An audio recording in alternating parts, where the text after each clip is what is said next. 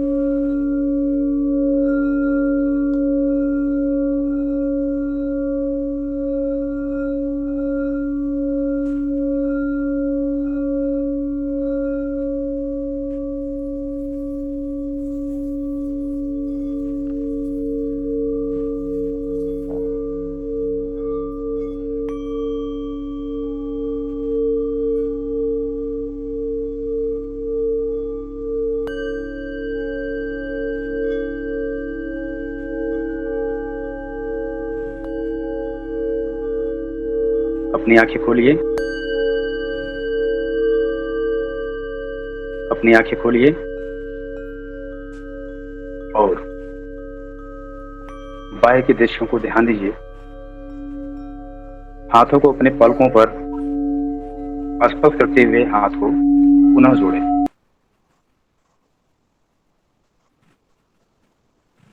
आप सभी को जय श्री विश्वकर्मा। आज श्री विश्वकर्मा मत महापुराण का 3रा अध्याय आप सबके सम्मुख है। वेद में लिखी हुई बातें पुराण में उसका विस्तार दिया गया है और उस विस्तार के माध्यम से तरह तरह के विद्वानों ने, संतों ने, महात्माओं ने उसका भाष्य किया और अपने अपने तरीके से, अपने अपने साधना के माध्यम से उसका व्यापक आकर्षण पैदा किया और लोगों को उसमें जोड़ के रखा। ऐसे ही हमारे श्री गुरुदेव जी रामाशीष महाराज जी ने भी अपने इस लेखन के माध्यम से हम सबको परमपिता परमेश्वर विश्वकर्मा भगवान के द्वारा रचित ब्रह्मांड की संरचना को प्रकाश डालने का प्रयास किया है। बड़े ही उन्होंने आकर्षक पूर्वक और बौद्धिकतापूर्ण तर्कशील के आधार पे इस अध्याय का उन्होंने संचयन किया है। हम सब आज उसका श्रवण करने हेतु यहाँ पर उपस्थित हैं और प्रभु विराट विश्वकर्मा भगवान की महिमा के बारे में आपने पहले अध्याय, द्वितीय अध्याय में बहुत कुछ जानने का आपको शुभ अवसर मिला। वैसे तो ब्रह्मांड के बारे में अनेकों प्रकार की मत मतांतर हैं, विचारधाराएं हैं। एक तरफ विज्ञानवाद, तो दूसरी तरफ तर्कवाद और तीसरी विचारधारा के अंतर्गत आध्यात्मिक। हम तीनों को समेटते हुए चलेंगे और देखेंगे कि इस पुराण के माध्यम से, जो कि बहुत प्राचीन वेद की बातें इसमें कही गई है, जैसा कि प्रभास ऋषि ने ये लिखा है कि भौम्यानेक रूपाणि यश शिल्पानि मानवा उपजीवंत विश्व विश्वकर्माणि में। अर्थात यह जो ब्रह्मांड आपको दिखाई पड़ रहा है, इस ब्रह्मांड में जो नाना प्रकार के तारे, असंग तारेगण, मंदाकिनी, पृथ्वी, सूर्य, चंद्रमा, अनेकों प्रकार के जो सूक्ष्म पदार्थ दिखाई पड़ रहे हैं, ये ऐसा नहीं था। भौम्यानेक रूपाणि यश शिल्पानि मानवा, जिस प्रकार से मानव के द्वारा रचित अनेकों प्रकार के भवन को विश्वकर्मा भगवान ने दिया, उसी मानव ने संत रूप में साधना करने के बाद यह महसूस किया कि जो हमें प्रत्यक्ष रूप से रचना करके हमारी सुरक्षा करता है, वही परमपिता परमेश्वर इस ब्रह्मांड की संरचना है। ऐसी संवेदनाओं और भक्ति भाव से पूर्ण उनका हृदय साधना के में रत रहा और निष्कर्ष ही निकला कि आप जाएंगे आज की इस टेक्नोलॉजी के समय में भी आप जहां भी रचना की बात करेंगे तो इस ब्रह्मांड को रचने वाले परमपिता परमेश्वर विश्वकर्मा भगवान का ही नाम आता है। ऐसा क्यों कहा गया है? क्योंकि उन्होंने देखा कि सृजनकार इस ब्रह्मांड की छोटी से छोटी, बड़े से बड़े, विशालकाय पदार्थों की जो संरचना है, उसमें उस परमपिता परमेश्वर की सत्ता समाहित है। इस प्रकार से ब्रह्मांड शब्द की उत्पत्ति हुई। ब्रह्म धन अंडाणु, अगर हम इसको आध्यात्मिक स्रोत से इसका संधि विच्छेद करेंगे तो देखिए ब्रह्म धन अंडाणु अर्थात ब्रह्म का अंडाणु, या ये भी कह सकते हैं कि ऐसा भी हो सकता है कि ब्रह्मांड ब्रह्मांड ब्रह्म का अणु, अर्थात ये जो पूरी ब्रह्मांड हमें दिखाई पड़ती है, इसके मूल में वह सूक्ष्म से सूक्ष्म कण है जिसमें वो ब्रह्म की परम सत्ता समाहित है। ये उस समय की बात है कि जब इस ऋचाओं से आपको बिल्कुल पता चल जाएगा कि भौम्यान एक रूपाणी यश शिल्पानि मानवा उपजीवन तम, तम माने अंधकार, उपजीवन तम। तो आप देखिए कि मतलब इस सृष्टि की रचना से पहले क्या था, अर्थात इस ब्रह्मांड की संरचना से पहले क्या था। तो वैज्ञानिक भी ऐसा सिद्ध करते हैं कि इस ब्रह्मांड के पहले यह पूरा जो ब्रह्मांड था, यह ऊर्जा का पूरा स्रोत था और ये पूरी तरह से फैला हुआ था। अर्थात तम यहाँ दे रहे हैं कि भौम्यान एक रूपाण यश शिल्पानि मानवा उपजीवन तम विश्व विश्व कल्याण में, अर्थात उस अंधेरे युग में भी, अर्थात एक ऐसा भी युग था, एक ऐसा भी समय था ब्रह्मांड की संरचना के पहले जब सर्वत्र अंधकार था और उसमें सिर्फ और सिर्फ ऊर्जा का स्रोत था।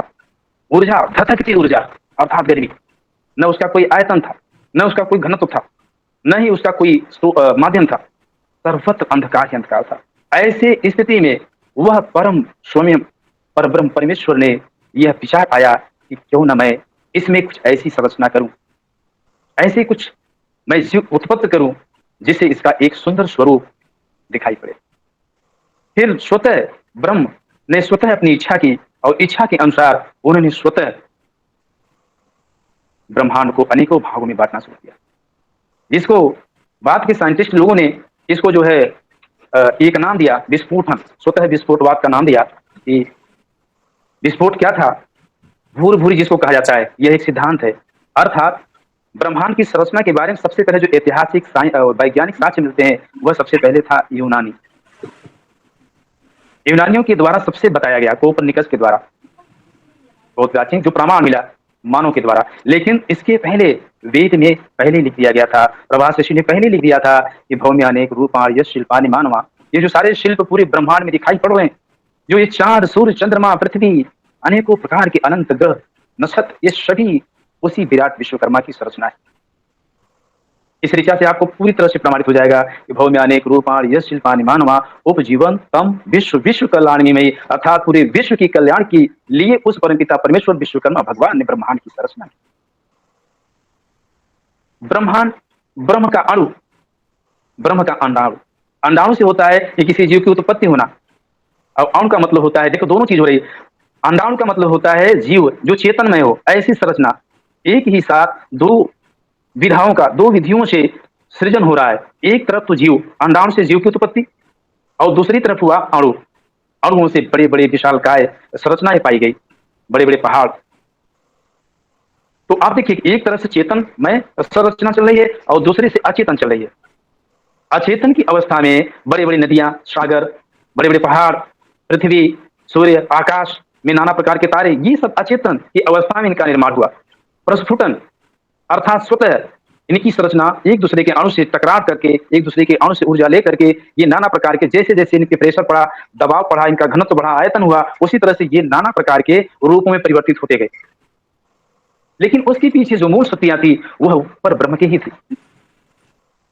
दूसरी तरफ जो संरचनाएं हुई, सृजन हुआ, वह था चेतन, अर्थात जिसमें चेतन अवस्था हो। तो सबसे पहले अंडाणु, अंडाणु के रूप में ही द्विबीजीय अंडाणु पैदा हुए, जिससे नर और मादा की उत्पत्ति हुई। अभी आगे चल करके एक तरफ जीव उत्पन्न हुआ, तो जीव को कई सृष्टि का जब विनाश होता है, फिर सृष्टि का प्रारंभ होता है, फिर सृजन होता है, फिर उसका विकसित स्वरूप आता है जिसको हम पालन कहते हैं, और फिर अंत समय आता है जिसको हम संहार कहा जाता है।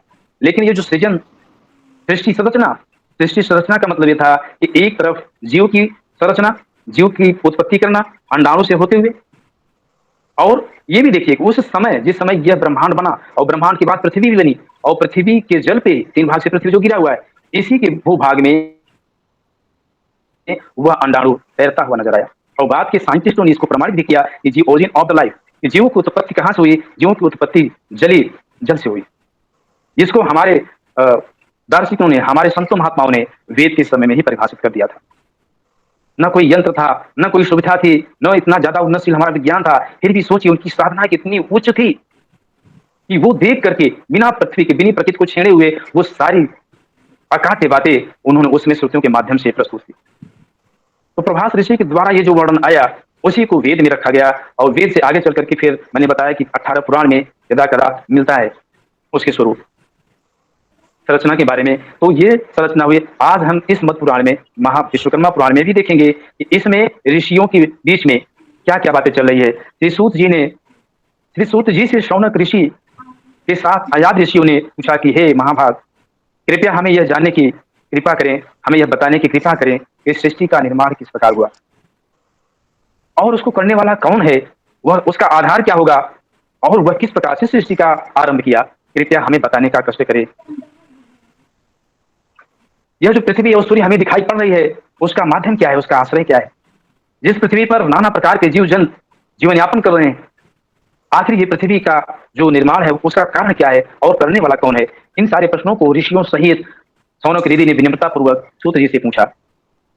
ये जो आकाश हमें दिखाई पड़ रही है, पृथ्वी और आकाश की दूरी को, इसको प्रभु ने, इसको कौन ऐसी शक्तिशाली शक्ति है जिन्होंने इसकी संरचना की? इस प्रकार से सौनक ऋषि के प्रश्न करने पर सूत जी बोले। सूत जी कहने कि हे ऋषिगण, आप सभी लोग जो मैं कहने जा रहा हूं उसे एकाग्रचित होकर सुने, क्योंकि यह बहुत दिव्य ज्ञान है। इसका रहस्य सबको पता नहीं चलता है। सर्वप्रथम जब पहली सृष्टि रची गई, सृष्टि की आदि रचना हुई, आदि सृष्टि का जब प्रारंभ हुआ, तो उस समय यह पूरा ब्रह्मांड अंधकार युक्त था। अचानक उस परम पिता ब्रह्म ने यह इच्छा व्यक्त की कि मुझे इस अंधकार को प्रकाश में बदल करके और नाना प्रकार की रचना करके समस्त संसार को सुखी करना है। और उन्होंने स्वयं अपने स्वरूप में आए और उसके बाद उन्होंने एक तरफ से मैथुन क्रिया और एक तरफ से अमैथुनी क्रिया, अर्थात एक तरफ से जड़ चेतन का निर्माण और दूसरी तरफ से चेतनमय निर्माण, ये दोनों प्रक्रिया उन्होंने एक साथ शुरू की। क्यों? क्योंकि ये जो पूरा ब्रह्मांड है, जैसे हम एक उदाहरण लेते हैं कि हम कैसे मान लें कि रचना चेतन में भी करता है, अचेतन मन में भी होता है। अब अचेतन जो पदार्थ होते हैं वो स्वयं में कोई निर्माण नहीं करते। अचेतन वस्तु जो होती है वह अपना स्वयं निर्माण नहीं करते हैं। हाँ, वो है कि किसी के साथ मिलने के बाद वो अपना स्वरूप बदल देते हैं। लेकिन जो चेतन प्राणी है वही पूरे ब्रह्मांड की संरचना कर सकता है। अब जैसे आप मान के चलें कि आपके पास फोर व्हीलर है और फोर व्हीलर में, फोर व्हीलर गाड़ी है आपके पास, अब उसके कई पार्ट हैं। ब्रेक का अलग पार्ट, गाड़ी को घुमाने के लिए हैंडल अलग से, चलने के लिए पहिए, मतलब सबका अलग अलग पार्ट है, लेकिन सब एक दूसरे में जुड़े हुए हैं। अब आप थोड़ा सा ये सोचने का था कि कोई दूसरा नहीं था। ऐसा कहा जाता है कि उस नाभि से एक कमल का पुष्प निकला। कमल का पुष्प मतलब होता है कि जब भी कोई जीव उत्पत्ति लेता है तो उसकी नाभि से जुड़ा हुआ एक कमल, नाभि की तरफ एक लंबी सी जो है, समझ लीजिए आप उसको, आप हम कह सकते हैं कि नाभि जिसको कहा जाता है वो नाभि से ही जो है वो रस्सी के जैसा होता है, एक झिल्ली टाइप का होता है, और उसको जब काटा जाता है, उसको काट करके अलग किया जाता है तो बच्चा अपने माँ से अलग हो जाता है। तो उस समय उस नाभि को कैसे काटा जाए, कैसे अलग किया जाए, क्योंकि वो इतना सुकोमल होता है। जब बच्चा पैदा होता है वो माँ के नाभि से जुड़ा होता है, उसके बीच में जो चमड़े का एक कोमल परत होता है वह बिल्कुल जो कमल की पंखुड़ियां होती हैं, जो कमल की नाभि होती है उसकी सदृश होता है। तो उस समय के ऋषियों ने लोगों को प्रैक्टिकली समझाने के लिए वो नाभि कमल का प्रयोग किया संकेत के रूप में। और जब बच्चा अपनी माँ के गर्भ से, अर्थात अपनी माँ के नाभि से अलग होता है, तब वह पृथ्वी पे उसका स्पर्श होता है, और जैसे ही पृथ्वी को स्पर्श होता है फिर कहा जाता है कि उसका एक नया जन्म हो गया। माँ से एक अलग दूसरा पुत्र जन्म लिया, एक दूसरे जीव की उत्पत्ति हो गई। तो ये उस समय ऐसी कल्पना की गई थी लोगों को संकेत रूप में उसको प्रकट करने के लिए। अभी लोग क्या करते हैं, मान लेते हैं कि ऐसा संभव नहीं है संभव। ब्रह्मा का मतलब होता है सृजन का, और अर्थात जब कोई बच्चा अपने माँ के कोख से बाहर आता है और नाभि से अलग हो जाता है, तो वहीं से उस बच्चे की सोचने समझने सारी क्रियाएं जारी हो जाती है। जैसे पृथ्वी का स्पर्श करता है उस बच्चे में रोने की आवाज आती है, और भी कभी कभी बच्चे रोते नहीं है। ये वैज्ञानिक कारण है, आज भी आप देख सकते हैं। तो वहां ये कहा गया कि ब्रह्मा की जो उत्पत्ति हुई वह नाल, कमल के नाल के ऊपर हुआ, कमल का नाक ऊपर मतलब कि कोई भी सृष्टि रचना माँ के नाभि से अलग होने के बाद ही प्रारंभ होती है। तो यह एक उदाहरण रहा। तो अब आगे हम चलते हैं कि विश्वकर्मा भगवान ने एक तरफ से मैथुनी और दूसरी तरफ से अमैथुनी ये दोनों सृष्टि प्रारंभ की और उसके बाद स्वयं प्रकट होकर नारायण के रूप में अपने नाग कमल से ब्रह्मा जी को उत्पन्न किया। अब ब्रह्मा जी उत्पत्ति हुए, उनकी उत्पत्ति हुई, उत्पन्न हो गए, तो वो चारों तरफ देखने लगे और पूछने लगे, स्वतः से पूछने लगे कि मैं इस शून्य में, इस पूरे ब्रह्मांड में मैं अकेला, मैं क्या करने के लिए आया हूँ, मुझे क्या करना चाहिए। इस तरह विस्मय होकर वो चारों दिशाओं में देखते रहे और पूछते रहे। अचानक आकाशवाणी हुई। आकाशवाणी शब्द भी पे थोड़ा सा हम ध्यान देंगे। आकाशवाणी का मतलब होता है ध्वनियों का वह पुंज जिसको हम श्रुति कहते हैं। मधुर ध्वनियों का वह पुंज जो श्रुति के नाम से जानी जाती है और जिसको सिर्फ विश्वकर्मा भगवान अर्थात वो श्रुति की रक्षा करने वाला, हर कोई श्रुतियों को नहीं सुन सकता। आज भी हर कोई श्रुति को नहीं सुन सकता। जो साधना पूर्ण कर लेता है उसी को यह श्रुति सुनाई पड़ती है और उसी श्रुति को पहचान भी सकता है। पहचानने का मीन्स हुआ कि रक्षा करना। तो विश्वकर्मा चालीसा में ये वर्णन आया है कि श्रुति रक्षक श्रुति धर्मा और श्रुति उपदेश दिया। तो जो आकाशवाणी हुई वह श्रुति के माध्यम से हुई, जिसको जिसको सिर्फ विश्वकर्मा के अंश ही उसको जान सकते हैं। तो ब्रह्मा को वह आकाशवाणी सुनाई पड़ी और उनको ये महसूस हुआ कि हमें संरचना करनी चाहिए, जीव की सृष्टि करनी चाहिए, अर्थात जो कुछ हमें दिया गया है इसको आगे बढ़ाना है। और फिर उन्होंने चारों तरफ देखा कि हम अगर इसकी रचना करेंगे तो कैसे करेंगे, उसका आधार क्या होगा।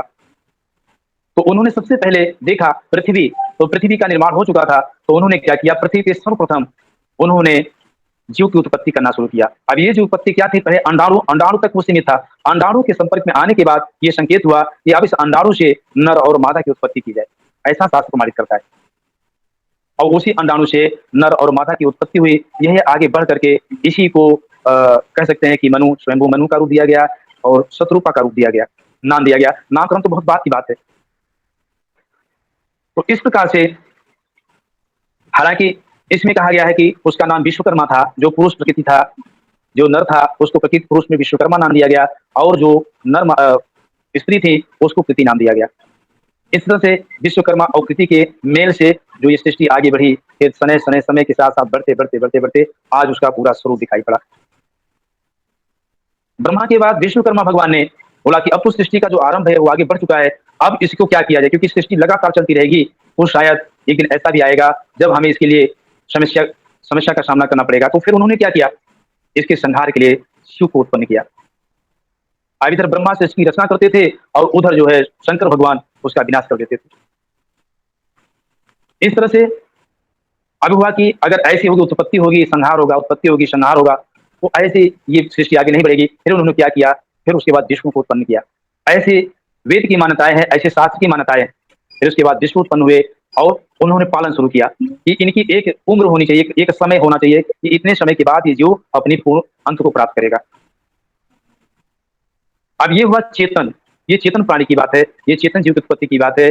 अब हम उधर आगे चलते हैं, देखते हैं कि सबसे पहले जो अचेतन अवस्था में थे, मैंने पहले ही बताया है कि अचेतन अवस्था में जो उत्पत्ति होती है वह स्वतः वात के अंतर्गत होती है। जैसा कि वात के वैज्ञानिकों ने भी इसको प्रमाणित भी किया है कि यह जो प्रकृति है, जो ब्रह्मांड है, सूर्य की जो उत्पत्ति हुई वो स्वयं आग के तपते हुए गोले के स्वरूप में थी। छोटे छोटे आग उष्मा से बन करके वो आज इतना कह सकते हैं कि विशालकाय सूर्य के रूप में परिलक्षित होती है। इसी प्रकार से नाना प्रकार के जो मंदाकिनी तारे और अनेक प्रकार के पदार्थ हमें आकाश में दिखाई पड़ते हैं, वो भी स्वयं आपस में टूट करके एक दूसरे से जुड़ करके और समय समय में वो भी अपना निर्माण कर लिए।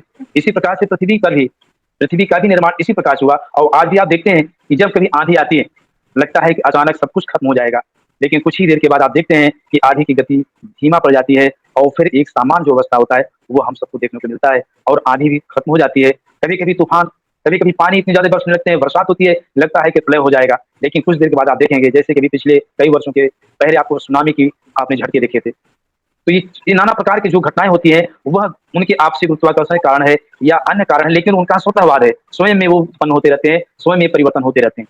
यह जो है प्राकृतिक स्वरूप का जो संरचना है उसका मुख्य उद्देश्य, मुख्य उसका आधार है।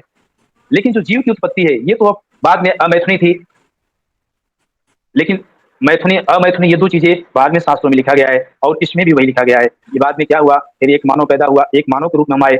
लेकिन कुछ साइंटिस्ट ऐसी भी खोज करते हैं कि इस सृष्टि का प्रादुर्भाव जो होता है वह हमारा जानवरों से होता है, अर्थात हम आदि मानव थे। जब हम आदि मानव के रूप में इस पृथ्वी पर आए, अर्थात मानव के रूप से पहले। तो जब हम आदि मानव के रूप में रहे, तो आदि मानव से हम मानव बने, और मानव से फिर हम अपने बुद्धि को पुष्ट किए, अपनी साधना को मजबूत किए, और उसके बाद हमने अपने आंतरिक शक्तियों से, या कहिए कि वातावरण से लड़ते लड़ते, संघर्ष करते करते, आज का जो मानव इतना उच्च उन्नतशील विचारधाराओं का, कर्मस्थली का, और नाना प्रकार के जो आज निर्माण के हम देख रहे हैं, दिखाई पड़ रहा है, उसके पीछे वही मूल रूप से जो विश्वकर्मा भगवान की जो टेक्नोलॉजी कह सकते हैं, या विधि कह सकते हैं, या कह सकते हैं उनका जो दिया गया सिस्टम है, आज भी चल रहा है, आगे भी चलेगा।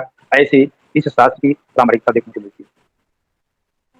रही बात यह है कि अब ये हुआ कि ब्रह्मांड के निर्माण हो जाने के बाद ये 14 भुवन का भी वर्णन आता है कि विश्वकर्मा भगवान ने ब्रह्मा को आदेश दिया कि सभी जीवों के अलग अलग भवन बनाए जाएं, अर्थात उनके रहने का जो स्थान है अलग अलग किया जाए। तो इस प्रकार से पृथ्वी के ऊपर का मतलब ये हुआ कि पृथ्वी के आसपास, पृथ्वी के सुदूर क्षेत्रों में 7 प्रकार के लोक बने, और यही 7 लोग पृथ्वी के अंदर हुए। अर्थात ऐसा साइंटिस्ट भी कहते हैं कि 70 किलोमीटर पृथ्वी के ऊपर और 70 किलोमीटर पृथ्वी के नीचे, अर्थात 140 किलोमीटर के रेंज में जीव रहते हैं। उसके बाद जीवों का होना असंभव पाया जाता है, क्योंकि वहां नाना प्रकार के गैस होते हैं। इस तरह की कल्पना सिर्फ पृथ्वी के ऊपर और पृथ्वी के नीचे की गई। और 14 भुवन की बात आती है, तो 14 भुवन में उनका नाम भी इस वेद में लिखा हुआ है। और उस प्रकार से जैसे भूलोक, भुवलोक, स्वलोक, महलोक, जनलोक, तपलोक, सत्यलोक, ये 7 प्रकार के लोक का वर्णन इस वेद में, इस पुराण में आया है। भूलोक, आप जैसा कि इसके अर्थ से समझ, भू माने पृथ्वी, तो पृथ्वी का लोक अर्थात भूलोक। अब भूलोक में कौन कौन होंगे, अभी उसका भी वर्णन इसमें आया है।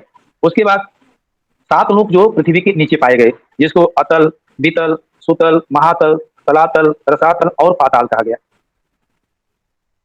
कितनी उन्नतशील थे उस समय के वैज्ञानिक सिस्टम, कि आप सोचिए कि आज भी यही चीज पाया जाता है, हम उसको समझते नहीं है। समझने में थोड़ा सा भेद हो जाता है, जिसकी वजह से हम समझते हैं कि ऐसा कुछ भी नहीं, सब शून्य ही है, कहीं कुछ शून्य नहीं है। आप देखिए भूलोक की जो बात आती है, मैंने कहा ना 70 किलोमीटर के आसपास का जो रेंज होता है, वहां की वातावरण कहा जाता है, वैज्ञानिकों ने भी सिद्ध किया है, काफी शुद्ध होता है। हम 70 किलोमीटर के आसपास नियर अबाउट 3, 4 या 5 किलोमीटर के आसपास भूलोक की संरचना बताई गई, अर्थात वहां पे भूलोक मतलब देवलोक। अब इसका मतलब हुआ कि वहां स्वास्थ्य से लेकर के हर प्रकार की जो सुविधा है वहां पाया जाता है। अर्थात आज भी हम अगर 70 किलोमीटर के आसपास अगर वहां पे निवास करें, तो हमें किसी प्रकार का कोई रोग नहीं हो सकता, और हम ऊर्ध्वमुखी होते हैं। वहां पे रह करके साधना करने वालों को देवता तुल्य कहा गया, अर्थात वहां पे देवता विराजमान होते हैं। उसके नीचे का जो था भूवलोक। अब भूवलोक में बताया गया कि जो भूलोक है, भूवलोक में बताया गया कि वहां पे मानव मानव रहा करते हैं। मानव मतलब जो देवताओं से नीचे की श्रेणी में आते हैं, वो जो है मानव हुआ करते हैं, और पशु पक्षी कीटे पतंगे इत्यादि उनके साथ आसपास वातावरण में रहा करते हैं। तो इस प्रकार से भूलोक और भूवलोक, तो भूवलोक में मानव अर्थात पृथ्वी के ऊपर जहां हम लोग निवास करते हैं, अर्थात जहां पे ना तो जंगल हो, जहां ना जंगल हो, जहां अधिक पानी ना हो, जहां तक गर्मी ना हो, जहां अधिक ठंडी ना हो, उसे भूवलोक कहा गया। अर्थात हम जिस क्षेत्र में रहते हैं, अगर इन 3 चीजों की अधिकता है, तो आप समझो वो भूलोक नहीं है। अब उसके बाद कहा गया भूलोक। भूलोक का मतलब होता है कि जिसमें पितर निवास करते हैं। पितरों के बारे में आपको पता है। स्वलोक में, अब देखिए ये बात आई कि वेद पुराण की बात आई कि स्वलोक में, स्वलोक में मतलब वो विराजमान होते हैं जो अपने द्वारा नई चीजों का निर्माण करके स्वतः आसपास का वातावरण निर्माण करते हैं। जैसे कि हम देखते हैं आदिवासी लोग, वो आदिवासी क्या करते हैं, उनको जहां जो मिल जाता है, जैसे मिल जाता है, वो प्रकृति की गोद में ही रहना पसंद करते हैं। इसको स्वलोक कहा गया। अब उसके बाद महलोक। महलोक वो हुआ जो जंगल में रहा करते थे, ऐसे ऐसे प्राणी जो जंगलों में रहा करते थे, उसको महलोक कहा गया। महलोक का मतलब जो महान तपस्या का साधन हो, जो माया मोह से दूर हो, जो परिवार से दूर हो, जो साधना कर सके। तो ऋषि और महर्षि जो है, ये अक्सर जंगलों में रहा करते थे, जिसको महलोक कहा गया। जनलोक। जनलोक की जनलोक की जो बात आती है, उसमें होता है मृत्यु के पश्चात। मृत्यु के पश्चात जो नाना जो जो पुनीत कर्म करने वाले जीव होते हैं, जिसको नैष्ठिक ब्रह्मचारी कहते हैं। नैष्ठिक ब्रह्मचारी का मतलब जो कि निष्ठा से अपने ब्रह्मचर्य को बचाए, उसकी सुरक्षा करने के लिए जहां को निवास करते हैं, उसको हम जो है जनलोक कहते हैं। तपलोक। तपलोक तो आपको पता है, तपलोक उसको कहते हैं जहां पे प्रभु के वो सबसे प्रिय भक्त जो प्रभु को पाने की साधना करते हैं, तपस्या करते हैं, उनकी पूजा पाठ करते हैं, उसको तपलोक कहा गया। और तपलोक कहीं भी हो सकता है, ऐसा नहीं आपके घर परिवार में तपलोक हो सकता है। उसके बाद साथ में जो सत्य लोक की बात आती है कि मृत्यु के बाद जो सत्य के मार्ग पे आगे बढ़ता है उसको ऐसा कहा जाता है कि सत्य लोक का मतलब सन्यासी, जो सन्यास ग्रहण कर ले, जो सबसे विरक्त हो जाए, उसको कहते हैं सत्य लोक अर्थात सन्यासी लोग। तो ऐसा इस पुराण में वर्णन है। उस प्राचीन समय में, वेद के समय में जो 7 लोक की संरचना की गई, इसमें मैंने थोड़ा सा मंथन किया था और कोशिश किया था कि ये सारे लोग जो भी हैं वो सब पृथ्वी पर भी हैं। अब जो 7 लोग पृथ्वी के अंदर पाए गए, उसमें देखिए उसमें भी है, उसमें कहीं उसका भी नाम आपको इस वेद में इस पुराण में आया है। और एक ऐसा लोक है और जिसको संत ऋषियों ने ब्रह्मलोक कहा। ब्रह्मलोक मतलब जहां पे विराट विश्वकर्मा भगवान निवास करते हैं, वह इन 14 लोकों से ऊपर होता है। अब इस प्रकार से जो पृथ्वी के अंदर तल वितल, तो इसमें क्या थे, इसमें वो लोग थे जो मानव से, देवता से, ऋषियों से, अन्य लोगों से अलग जीवन जिया करते थे। वो जाकर के अर्थात पृथ्वी के अंदर, पृथ्वी के नीचे का मतलब हुआ कि वो बहुत बड़ा भूभाग जो गड्ढा हो, वो बहुत भूभाग जो पहाड़ों के अंदर घुटा हो, कंदराओं गुफाओं के जैसा हो, वह भूभाग जो पानी के अंदर हो। तो इसमें रहने वाले वो जीव जो जलचर जीव कहलाए, जैसे नाग, सांप, राक्षस, योनि या समाज से बहिष्कृत लोग, वो पृथ्वी के अंदर अपने को निवास करते थे। आज भी ऐसा देखा जाता है कि अक्सर गलत कार्य करने वाले लोग, वह जो है सभ्य मानव की दुनिया से दूर हट करके वो अपने को एकांतवास कर लेते हैं, वो अपना एक अलग ही लोक बना लेते हैं। तो इस प्रकार से लोगों के रहन सहन के आधार पे, उनकी तप और सत्कर्म के आधार पर ये 14 लोगों की जो संरचना हमारे ऋषियों के द्वारा यह ज्ञात थी और जिसको बताया गया कि परम पिता परमेश्वर विश्वकर्मा भगवान ने ऐसे 14 लोगों की संरचना की। आगे अब हम बात करते हैं कि ब्रह्मांड में नाना प्रकार की जो संरचनाएं आज हमें देखने को मिलती है, क्या वो सच में विश्वकर्मा भगवान ही उसको करते हैं? इसके प्रमाण के लिए इस पुराण में भी काफी कुछ बातें कही गई है। अब ब्रह्मा जी की एक बात आती है कि उन्होंने अनेकों प्रकार की उन्होंने किस प्रकार से पैदा किया, तो कहा गया उन्होंने अपने गोद से नारद जी को पैदा किया, अंगूठे से दक्ष प्रजापति को पैदा किया, प्राण से वशिष्ठ को, त्वचा से भृगु को, हाथ से क्रतु को, नाभ से पुलव को, कान से पुलस जी को और मुख से अंगिरा को पैदा किया, नेत्रों से यत्रिमन को पैदा किया। इस प्रकार से यह एक कल्पना नहीं है बल्कि यथार्थ है। अब इसकी संरचना के बारे में हम चर्चा करेंगे कि ऐसा क्यों कहा गया, हमारे ऋषियों ने ऐसा क्यों कहा। क्योंकि यहाँ बात आती है कि उन्होंने गोद से नारद को पैदा किया, अर्थात जब उन्होंने पैदा किया तो वह अवस्था गोद की थी। ऐसे सिचुएशन होते हैं कि माँ कभी चल रही है, वो खड़े खड़े बच्चे पैदा हो जाते हैं, अब इसको आप क्या कहेंगे। कभी माँ लेट की बच्चा पैदा करती है, कभी कभी ऐसी विषम परिस्थिति आती है कि माँ को उल्टे पेट पैदा करना पड़ता है। तो जो इस प्रकार की पैदाइश जिसकी हुई उसको वही नाम दिया गया कि जिसको पैदा होने के बाद जिसकी स्थिति परिस्थिति गोद में पैदा होने लग रही उसको नारद नाम दिया गया। जिनको अंगूठे, माने हो सकता है कि कहीं अंगूठे के सहारे से उसकी उत्पत्ति हुई हो, तो वहां उनको अंगूठा नाम दिया गया। इसी तरह से किसी को प्राण से हवा के द्वारा वो पैदा नहीं हो रहे थे और अंदर अपने वायु भर करके और उसको प्रेस किया गया होगा, दबाया गया होगा, तो जाकर के वशिष्ठ पैदा हुए। उसके बाद त्वचा से भृगु। अब त्वचा का मतलब हुआ कि कभी ऐसे संकर्षण हुए हैं त्वचा में कि त्वचा में इतना ज्यादा कष्ट पड़ा कि उसी के दर्द से बच्चे पैदा हुए, उसको त्वचा से कहा गया। हाथ से, कभी कभी बच्चे पेट से बाहर नहीं आते, उसको पेट मतलब कि गर्भ के अंदर हाथ डाल करके डॉक्टर उसको बाहर निकलता है, तो उसको कहा गया कि तुम हाथ से पैदा हुए। नाभ से मतलब होता है कभी कभी ऑपरेशन करके सिजेरियन ऑपरेशन किया जाता है, नाभ की बगल में पूरी तरह से कटिंग की जाती है, वहां से बच्चा पैदा किया जाता है, तो उसको नाभ से कहा गया। इसी प्रकार मुख से, मुख की बात होती है कि मुख मतलब मुख जैसा, मतलब जो पुत्र उत्पन्न हुआ वो बिल्कुल हमारे मुख जैसा है। बिल्कुल कह दिया तो बिल्कुल आपकी जैसा है, सकल सूरत आपका पड़ा है। तो इस तरह से एक संकेत के रूप में उस समय के हमारे प्रभास ऋषियों ने, हमारे संत महात्माओं ने उसको बताया था, जो कि आज भी हमें सब देखने को मिलता है। बोलो विश्वकर्मा भगवान की जय। इस प्रकार से विश्वकर्मा भगवान के द्वारा ब्रह्मांड की उत्पत्ति और इधर चेतन में प्राणियों की उत्पत्ति, और उसका आज के समय में हमने कोशिश की कि आज के जो संदर्भ में जो संरचनाएं चल रही है उन सबसे साम्यता रखे, एकाकार हो। उसके संदर्भ में ये पुराण बहुत महत्वपूर्ण तरीके से इसको परिभाषित करता है। जय श्री विश्वकर्मा, जय श्री विश्वकर्मा। श्री विश्वकर्मा जब रथकार दंपति तुम्हारी टेर करी, प्रभु तुम्हारी टेर करी, सुन कर दीन प्रार्थना, सुन कर दीन प्रार्थना, विपत्ति हरि सगरी। ओम जय श्री विश्वकर्मा एकानन चतुरान पंचानन साजे, द्विभुज चतुर्भुज दस भुज, द्विभुज चतुर्भुज दस भुज सकल रूप साजे। ओम जय श्री विश्वकर्मा। ध्यान धरे जब पद का सकल सिद्धि आवे, प्रभु सकल सिद्धि आवे। मन दुविधा मिट जावे, मन दुविधा मिट जावे, अटल शांति पावे। ओम जय श्री विश्वकर्मा। श्री विश्वकर्मा जी की यार जो कोई नर गावे, प्रभु जो कोई नर गावे। कहत राजेश्वर स्वामी, कहत राजेश्वर स्वामी, सुख संपत्ति पावे। ओम जय श्री विश्वकर्मा। ओम जय श्री विश्वकर्मा।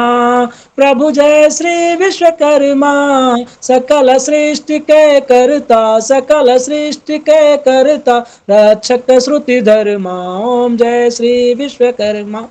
एक बार प्रेम से बोलो आदिदेव श्री विश्वकर्मा भगवान की जय। जय। एक बार प्रेम से बोलो सृष्टि रचयिता पिता परमेश्वर आदिदेव श्री विश्वकर्मा भगवान की